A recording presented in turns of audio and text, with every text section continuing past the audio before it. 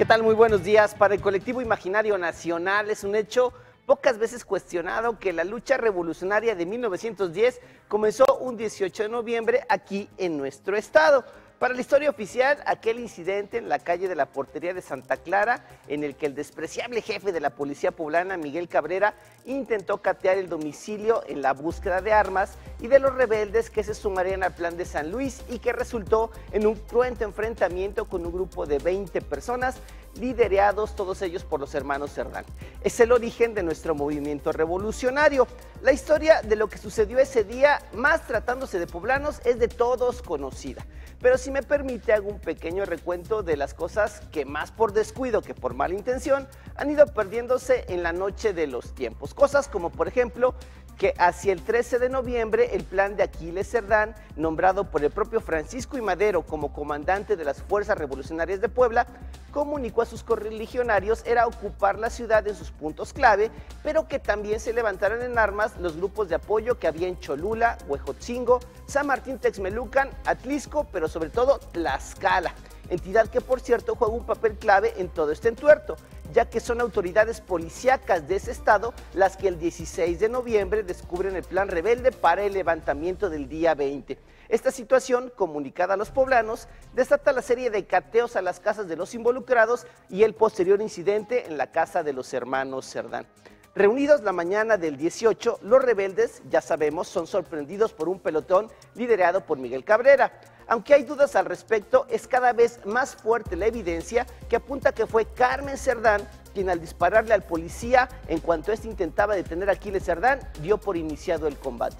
Uno que cuentan las crónicas de la época duró 3 horas e involucró a más de 1000 policías y militares, permitiendo esto que pese al arrojo de los Cerdán y compañía, fueran finalmente vencidos. Heroica y romántica la arenga que precisamente Carmen Cerdán dirigía en medio de la balacera a los poblanos que ya en masa se encontraban en los alrededores dando cuenta del enfrentamiento.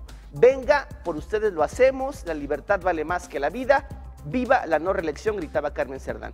Llamado que no fue respondido, en parte por la animadversión que el movimiento antireeleccionista generaba en la ultraconservadora sociedad poblana, pero también porque las fábricas donde se hallaban los trabajadores base del movimiento habían sido cerradas y estaban vigiladas por la policía. Sin apoyo, el trágico desenlace es cuestión de horas. 20 rebeldes muertos, 4 heridos, 7 prisioneros. Aquiles se suma a la trágica lista unas horas después, cuando es asesinado al salir de su escondite. Pese a que la refriega ha terminado, sí hay otros incidentes registrados. Ese mismo 18, en las inmediaciones de Tlaxcala, al norte de la ciudad, José Nájera Lagarde y Juan Cuamatzi, empresarios textiles y parceleros, vuelan un puente ferroviario.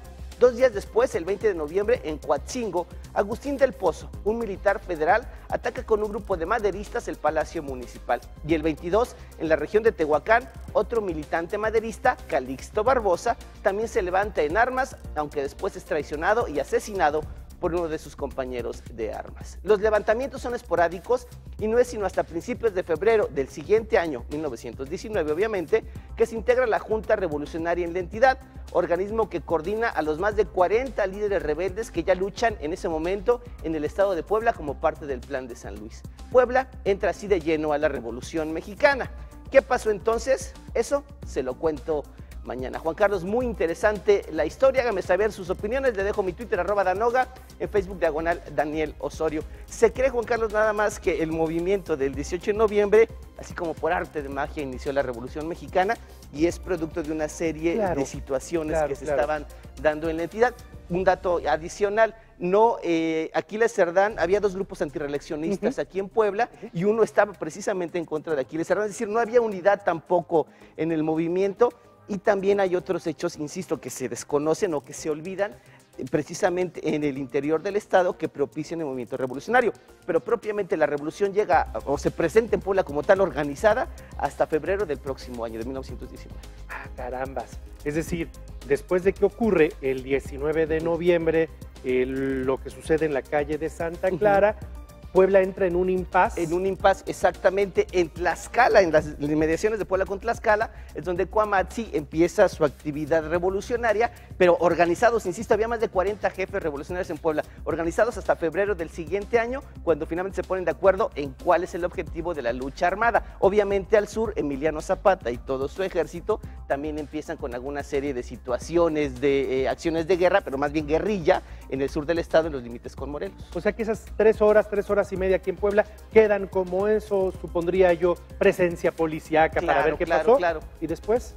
Ahí se acaba la cosa, sobre todo también considerando que la sociedad poblana pues no estaba muy de acuerdo con la lucha revolucionaria y antirreeleccionista. De hecho, en las elecciones, cuando la presidencial de Porfirio Díaz contra Francisco I. Madero obtiene cosa de 3 votos en esa elección contra 1,700 y cacho de Porfirio Díaz. Puebla era una Puebla muy conservadora, muy empresarial, ¿sí? No estaba de acuerdo con un tema revolucionario.